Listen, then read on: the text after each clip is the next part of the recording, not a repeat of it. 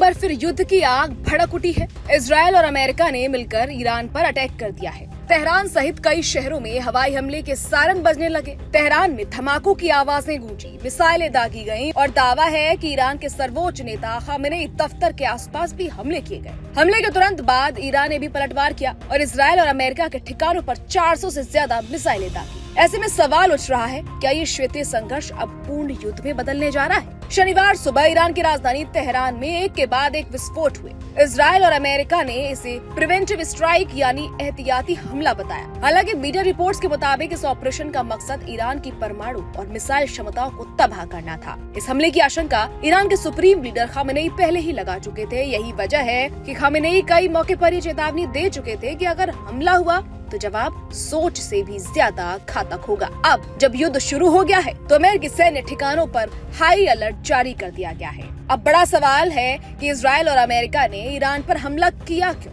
Iran लंबे समय से परमाणु शक्ति बनने की महत्वाकांक्षा रखता है। अमेरिका और इजरायल को आशंका थी कि ईरान गुप्त रूप से परमाणु बम बनाने की दिशा में बढ़ रहा है। बीते सालों में ईरान द्वारा उच्च स्तर तक यूरेनियम की खबरें सामने आती रही हैं। जून 2025 में भी कथित तौर पर कुछ ठिकानों पर हमले हुए थे, लेकिन ईरान का कार्यक्रम रुका नहीं। अमेरिका और इजरायल का कहना है कि वो किसी भी कीमत पर ईरान को परमाणु हथियार हासिल नहीं करने देंगे। इजरायल और अमेरिका का आरोप है कि कई ग्रुप ने गाजा संघर्ष के दौरान उन पर हमले किए, इसलिए ये संघर्ष सिर्फ परमाणु कार्यक्रम तक सीमित नहीं है, बल्कि क्षेत्रीय प्रभाव और शक्ति संतुलन की लड़ाई भी है। अमेरिकी राष्ट्रपति डोनाल्ड ट्रंप ने पहले ही ईरान को 10 से 15 दिन की डेडलाइन दी थी। उन्होंने चेतावनी दी थी कि अगर समझौता नहीं हुआ तो गंभीर परिणाम होंगे। डेडलाइन खत्म होते ही हमला हुआ। ट्रंप ने ईरान को दुनिया का सबसे बड़ा आतंक प्रायोजित देश बताया और कहा ईरान को कभी परमाणु हथियार बनाने की परमिशन नहीं दी जाएगी।